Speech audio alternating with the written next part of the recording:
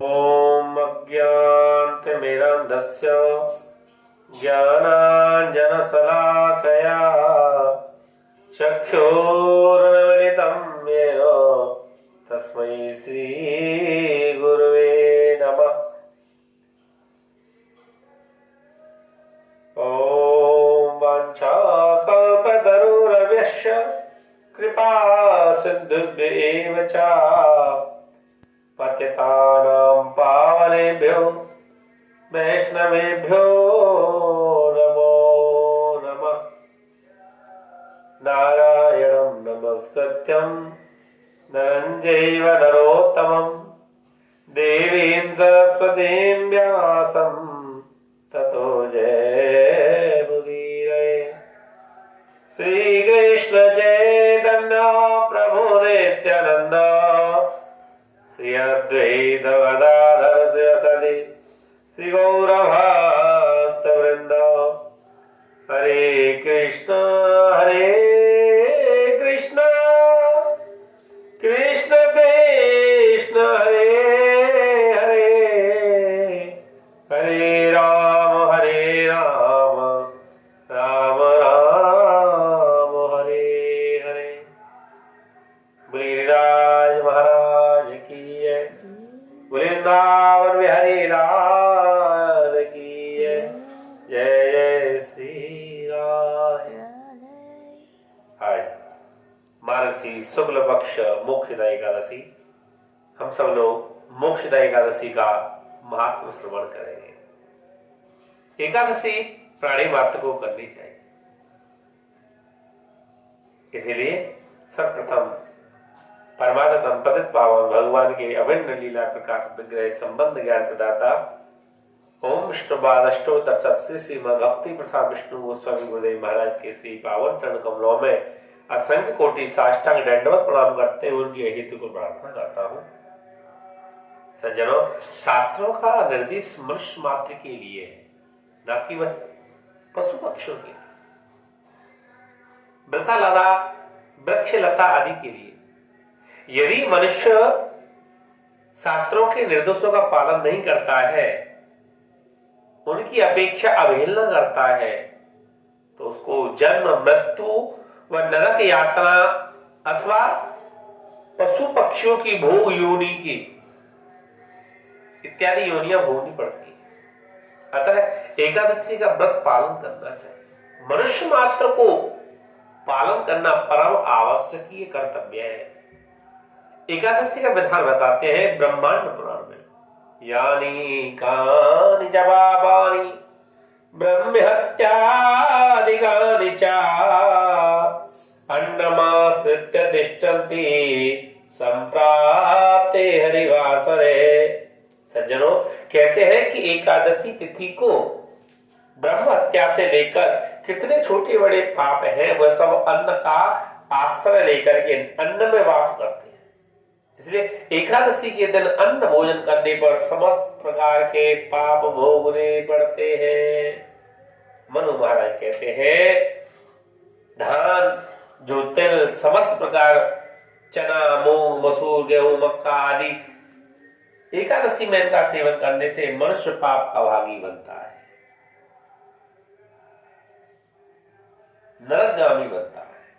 मार्गशीर्ष अग्रहण के माह में शुक्ल पक्ष की एकादशी का नाम मोक्षदा है।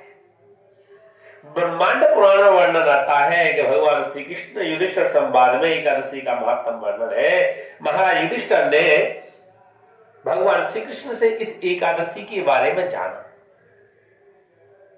इस एकादशी का पूछा कि भगवान इस एकादशी का व्रत की विधि विधान क्या है, इसको विस्तार से बताएं। युधिष्ठिर की प्रार्थना सुनकर भगवान ने कहा, हे राजेंद्र, तुम ध्यान लगा करके सुनो, मैं तुम्हें मोक्षदा एकादशी का महात्मा, उसका विधान सब बताता हूं। यह एकादशी सभी प्रकार के और पापों को दूर करती है। इस एकादशी के दिन भगवान श्री हरि की तुलसी, मंजरी, धूप, दीप, नैवेद्य आदि से पूजा करनी चाहिए। एकादशी के व्रत का पालन करने से व्यक्ति को वाजपेय यज्ञ का फल प्राप्त होता है। इसलिए इस एकादशी का महत्व इस प्रकार से है। वैखानस नाम के एक राजा जो कि चंपक नगर में रहते थे और उनका वहां राज्य था, वे बड़े धर्मात्मा थे और धर्मात्मा होने के साथ साथ ही वो प्रजा वत्सल से अपनी प्रजा का संतान की तरह ही लालन और पालन करते थे। उनके राज्य में एक वैदज्ञ ब्राह्मण निवास करते थे। एक बार राजा ने अपने पिता को स्वप्न में नरक भोगते हुए, निवास करते हुए, अनेक अनेक रोगों से ग्रस्त होकर, परेशान व दुखी होकर वे फूट फूट कर रोने लगे।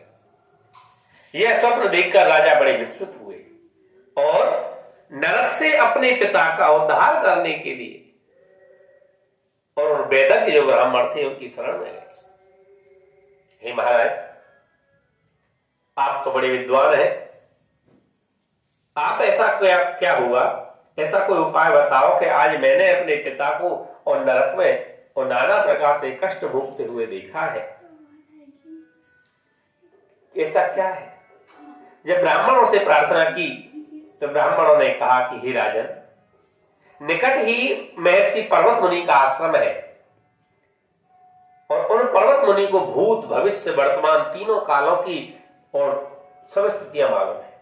अतः आप अपनी समस्या उनसे कहो और वो सामर्थ्यवान है, ज्ञानी है, समाधान अवश्य कर देंगे। तब राजा वैखानस अपने प्रजाजनों के साथ पर्वत मुनि के आश्रम में गए। राजा ने महर्षि जी का आदर से प्रणाम किया। ऋषि ने राजा से उनकी राज्य का कुशल क्षेम पूछा तो महाराज वैखानस ने कहा कि हे प्रभु, आपकी कृपा से सभी प्रकार से कुशल मंगल हो। भगवान, मेरे पास राज्य, वैभव, ऐश्वर्य, धन, कोष, विश्वास पात्र, सेवक आदि सब कुछ होते हुए भी मुझ भयंकर विपत्ति ने घेर रखा है। मेरी शांति को छीन लिया है, मेरा चैन आराम नष्ट कर दिया है। प्रभु, मुझे स्वप्न में मेरे पिता को नरक में पतित होकर नरक यंत्रणाओं एवं विभिन्न रोगों से ग्रस्त देखा और वह फूट फूट करके रो रहे हैं। इस घनघोर विपत्ति से केवल आप ही मुझे उबार सकते हो। पर्वत ऋषि ने पूर्व जन्म में और जो उन्होंने इत्यादि जो कुछ भी कार्य किए उनको जान लिया। कहा कि राजन, तुम्हारे पिता पूर्व जन्म में अत्यंत कामाचारी व्यक्ति थे। उन्होंने वृद्धावस्था में शक्तिहीन होते हुए भी विवाह किया। उनमें से एक पत्नी के साथ तो प्रेम करते थे, सुख भोगा करते थे और दूसरी पत्नी के साथ जीवन भर उन्होंने कोई भी किसी भी प्रकार से प्रेम नहीं किया। उसके फलस्वरूप तुम्हारे पिता को महान कष्ट हो रहा है। यदि इससे बचने का कोई उपाय किया गया तो भविष्य में उन्हें नरक अधिक कष्ट नहीं मिलेगा। जिसको उन्होंने आश्रय दिया उसका ढंग से पालन पोषण तथा व्यायाम नहीं करने से दुखी मन से अभिशाप के फलस्वरूप उन्हें नरक भोगना पड़ रहा है। ऋषि की बातों को सुनकर के राजा ने हाथ जोड़ के कहा कि हे महामुनि, कौन से धर्म से, दान से, तप से, व्रत से मेरे पिता को इस कष्ट से कैसे मुक्ति मिलेगी, वह आप मुझे बताओ। तब भगवान श्री कृष्ण ने कहा कि राजा की प्रार्थना को सुनकर पर्वत मुनि ने कहा कि हे राजन, अगहन महीने की शुक्ल पक्ष की एकादशी का और आप अपने प्रजाजनों के साथ, अपने परिजनों के साथ, बंधु बांधवों के साथ नियम पूर्वक व्रत करो और उसको व्रत करने से उसका जो फल है वह अपने पिता के लिए संकल्प कर देना, उनके लिए दे देना, जिससे तुम्हारे पिता का उद्धार हो जाएगा। तभी तुम्हारे पिता का नरक से उद्धार सकता है तथा परमेश्वर की कृपा से स्वर्ग प्राप्त हो सकता है। इस प्रकार मुनीश्वरों का आदेश प्राप्त कर और उन्हें दंडवत प्रणाम कर वहां से अपने राज्य में वापस आ गए। मार्गशीर्ष महीने की शुक्ल पक्ष की एकादशी का स्त्री, पुत्र, सेवक, प्रजाजनों के साथ मिलकर विधि पूर्वक व्रत का पालन किया। व्रत के फल को अपने पिता को समर्पित किया। उसके पिता इस मोक्षदायी एकादशी का फल प्राप्त करके स्वर्ग गति को प्राप्त हो गए एवं पुत्र अपने पुत्र वैखानस राजा को कल्याण होने का आशीर्वाद देकर के धन्य कर दिया। भगवान श्री कृष्ण ने कहा कि हे राजन, इस प्रकार मोक्षदा एकादशी का व्रत जो पालन करता है, विधि पूर्वक विधि विधान से करता है, उसके सारे पाप नष्ट हो जाते हैं। बोले मोक्षदा एकादशी की जय। इसलिए प्राणी मात्र को मोक्षदा एकादशी का व्रत और पालन करना चाहिए। वृंदावन बिहारी लाल की जय। गिरिराज महाराज